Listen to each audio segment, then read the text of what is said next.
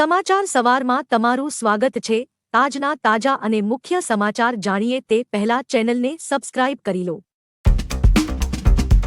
અમદાવાદમાં 8 નવા કોરોનાના દર્દી નોંધાયા। નવા દર્દીમાં 5 પુરુષ અને 3 મહિલાનો સમાવેશ। ગુજરાતમાં ફરી એકવાર કોરોના માથું ઉંચકી રહ્યો છે। ગઈકાલે કોરોનાના કારણે વૃદ્ધાનું મોત થયું હતું, ત્યારે ગઈકાલે અમદાવાદમાં નવા 8 કોરોના સંક્રમણના કેસ નોંધાયા છે। નોંધાયેલા કોરોનાના નવા 8 કેસમાં 5 પુરુષ અને 3 મહિલાનો સમાવેશ છે। કોરોના સંક્રમિત દર્દીઓની ટ્રાવેલ હિસ્ટ્રી અમેરિકા, દુબઈ અને મથુરા હોવાનું જાણવા મળ્યું છે।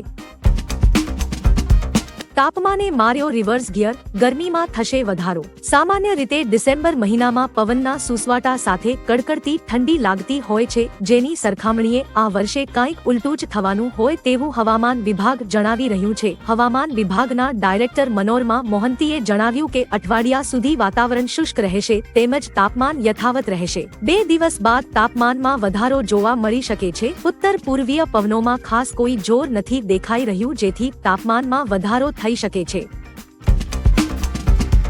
મુંબઈમાં આરબીઆઈ સહિત 11 સ્થળોને બોમ્બથી ઉડાવવાની ધમકી મળવાના મામલે મુંબઈ ક્રાઇમ બ્રાન્ચે વડોદરાથી 3 શખ્સોની અટકાયત કરી। મુંબઈમાં આરબીઆઈ સહિત 11 સ્થળોને બોમ્બથી ઉડાવવાની ધમકીભર્યો ઈમેલ મળ્યા બાદ મુંબઈ ક્રાઇમ બ્રાન્ચ સહિત દેશની સુરક્ષા એજન્સીઓ હરકતમાં આવી ગઈ હતી અને મુંબઈ ક્રાઇમ બ્રાન્ચ તેમજ મહારાષ્ટ્ર એટીએસે સંયુક્ત ઓપરેશન હાથ ધર્યું હતું। મુંબઈ ક્રાઇમ બ્રાન્ચે વડોદરા શહેર ખાતે ધામા નાખી વડોદરામાંથી 3 યુવકોની અટકાયત કરી ઊંડાણપૂર્વક પૂછતાછ હાથ ધરી હોવાનું જાણવા મળ્યું છે।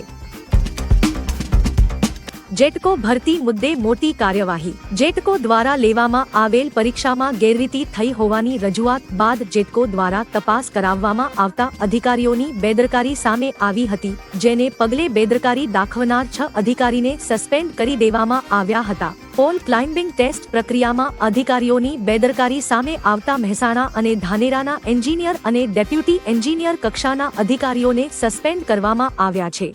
આગળ મહત્વના સમાચાર હજુ બાકી છે, તેની શરૂઆત પહેલા વિડીયોને લાઇક કરીને તમારો સહકાર આપો। જૂનાગઢના બગડુ ગામે ધોળા દિવસે ખેડૂતના ઘરમાંથી તસ્કરોનો હાથફેરો। 11 તોલાના સોનાના દાગીના સહિત કુલ 6.29 લાખની મતાની ચોરી। જૂનાગઢના બગડુ ગામે ધોળા દિવસે એક ખેડૂતના બંધ મકાનમાં તસ્કરોએ હાથફેરો કર્યાની ઘટના બની છે। તસ્કરોએ ઘરની કબાટની તિજોરીમાંથી 11 તોલાના સોનાના દાગીના અને 1.25 લાખ રોકડા મળીને કુલ 6.29 લાખની માલમત્તા ચોરી કરી હોવાની પોલીસ ફરિયાદ નોંધાઈ છે।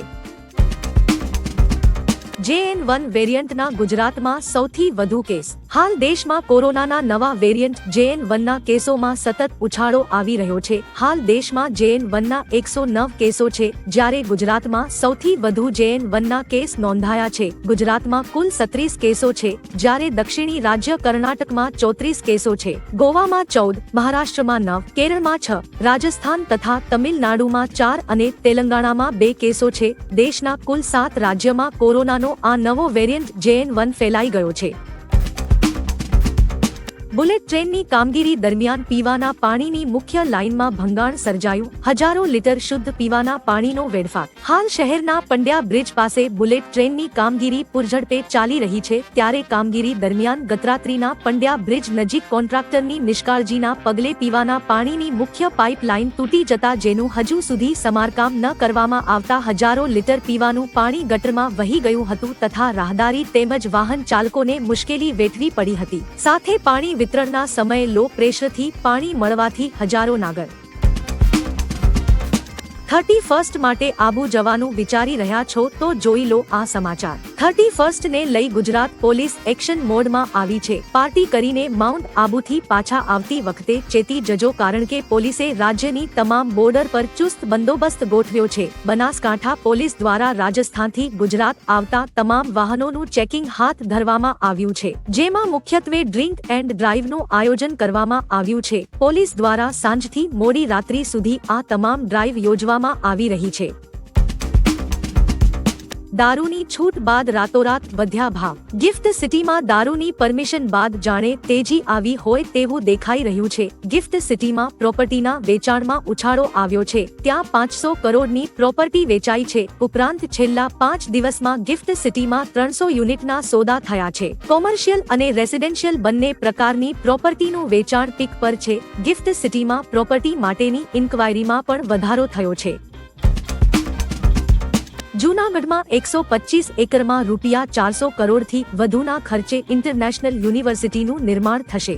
જૂનાગઢ સ્થિત ડોક્ટર સુભાષ એકેડમીના સ્થાપક અને અગ્રણી કેળવણીકાર પેથલજીભાઈ ચાવડાના 93મા જન્મદિવસની ઉજવણી પ્રસંગે પેથલજીભાઈ ચાવડાના પુત્ર સંસ્થાના પ્રમુખ જવાહર ચાવડાએ જણાવ્યું કે મારા પિતાનું આ સંસ્થા એક યુનિવર્સિટી બને અને તેમનો લાભ ફક્ત ગુજરાતના વિદ્યાર્થીઓ જ નહીં પરંતુ સમગ્ર ભારતભરના વિદ્યાર્થીઓને મળે તેવું સપનું હતું।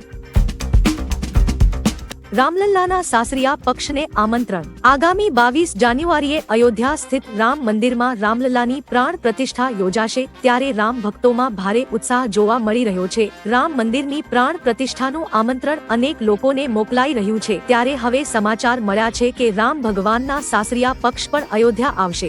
નેપાળમાં તેમના સાસરિયા પક્ષ મિથિલાને પણ આમંત્રણ મોકલવામાં આવ્યું છે। લીકર શોપ ધરાવતી વ્યક્તિ પર કાર્યવાહી થશે નહીં। થોડા દિવસ પહેલા રાજ્ય સરકારે ગાંધીનગરની ગિફ્ટી સિટીમાં દારૂ મામલે છૂટ આપી છે ત્યારે ગુજરાત હાઈકોર્ટે પ્રોહિબિશનના કાયદા હેઠળ જણાવ્યું કે દમણ એટલે કે કેન્દ્ર શાસિત પ્રદેશમાં લીકર શોપ ધરાવતા વ્યક્તિ વિરુદ્ધ પ્રોહિબિશનના કાયદા હેઠળ કાર્યવાહી થશે નહીં। આ મામલે ગુજરાત હાઈકોર્ટે વલસાડ પોલીસે નોંધેલી ફરિયાદ અંગે કાયદાકીય કાર્યવાહી રદ કરવાનો આદેશ આપ્યો હતો। જમ્મુ કાશ્મીર મુસ્લિમ લીગ પર બેન। કેન્દ્ર સરકારે મુસ્લિમ લીગ જમ્મુ કાશ્મીર મસરત આલમ સંગઠન પર પ્રતિબંધ લગાવ્યો છે। આ કાર્યવાહી ગેરકાનૂની પ્રવૃત્તિ નિવારણ અધિનિયમ UAPA હેઠળ કરી છે। આ સંગઠન પર આરોપ છે કે તેના સભ્યો જમ્મુ કાશ્મીરમાં આતંકી ગતિવિધિઓમાં સામેલ હતા અને આતંકીઓને સમર્થન આપી રહ્યા હતા। અમિત શાહે કહ્યું કે સરકારનો સંદેશ સ્પષ્ટ છે, આપણા રાષ્ટ્રની એકતા, સાર્વભૌમત્વ અને અખંડિતતા વિરુદ્ધ જનારા કોઈ પણ વ્યક્તિને છોડવામાં નહીં આવે। રૂપિયા સોની ચલણી નોટને લઈને ચોંકાવનારો દાવો। સોશિયલ મીડિયા પર દાવો કરાઈ રહ્યો છે કે RBI 100 રૂપિયાની જૂની નોટો પર પ્રતિબંધ મૂકવાનું વિચારી રહી છે અને હવે આ નોટોથી ટ્રાન્ઝેક્શન શક્ય નહીં બને। દાવો કરાઈ રહ્યો છે કે RBIએ 31 માર્ચ 2024 સુધીમાં 100 રૂપિયાની જૂની નોટો બદલવાની સૂચના આપી છે। જણાવી દઈએ કે સોશિયલ પરનો આ દાવો તદ્દન ખોટો છે। RBI અથવા સરકારે આવો કોઈ નિર્ણય લીધો નથી। સોની નોટ પહેલાની જેમ જ ચલણમાં છે અને રહેશે। હુમલાખોરોને પાતાળથી પણ શોધી લાવીશું। શનિવારે MV કેમ પ્લુટો નામના જહાજ પર ડ્રોન હુમલો થયો હતો જેને લઈને રક્ષા મંત્રી રાજનાથસિંહે કડક શબ્દોમાં પ્રતિક્રિયા આપતા કહ્યું કે ભારત સરકાર આ હુમલાને ગંભીરતાથી લઈ રહી છે। જેમણે પણ આ હુમલાને અંજામ આપ્યો છે તે લોકો પાતાળમાં હુપાશે તો પણ શોધી લાવશું। આ જહાજ સાઉદી અરબથી મેંગલોર આવી રહ્યું હતું ત્યારે ગુજરાતના વેરાવળથી 200 કિમી દક્ષિણ પશ્ચિમમાં હુમલો થયો હતો। ₹25 કિલો લેખે ચોખા વેચશે કેન્દ્ર સરકાર। ભારત આટા અને ભારત દાળ બાદ હવે સરકાર ભારત ચોખા લોન્ચ કરવા જઈ રહી છે। આ અંતર્ગત સરકાર ₹25 કિલો લેખે ચોખા વેચશે। લોકોને મોંઘવારીથી રાહત આપવા માટે સરકારે અગાઉ ભારત બ્રાન્ડનો લોટ અને દાળ લોન્ચ કર્યા હતા। હવે સસ્તા ચોખા લોન્ચ કરવામાં આવી રહ્યા છે જે નાફેડ અને NCCF દ્વારા વેચવામાં આવશે।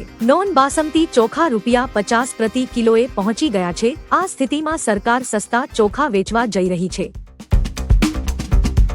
નેવીને મળ્યું INS Imphal. INS Imphal 163 metre લાંબુ નેવીનું અત્યાર સુધીનું સૌથી શક્તિશાળી યુદ્ધ જહાજ છે જે 75% સ્વદેશી નિર્મિત છે। તે surface two air missile fire કરવા સહિત ઘણી આધુનિક સિસ્ટમ અને ઘાતક શસ્ત્રોથી સજ્જ છે। આ યુદ્ધ જહાજ 32 Barak 8 missile, 16 BrahMos anti ship missile, 4 torpedo, 2 anti submarine rocket launcher અને 7 પ્રકારની બંદૂકોથી સજ્જ છે। તેમાં વેસ્ટલેન્ડ સી કિંગ અને ધ્રુવ હેલિકોપ્ટર પણ તૈનાત કરી શકાય છે।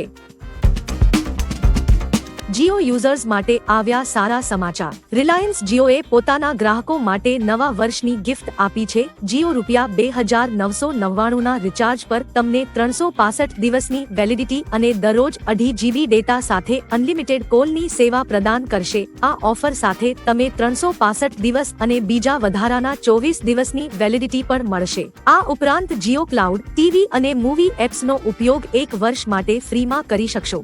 વિડિયો નિહાળવા બદલ આભાર। આવતીકાલે ફરી મળીશું સવારે 6 વાગ્યે એકદમ નવા અને તાજા સમાચાર સાથે। Good bye.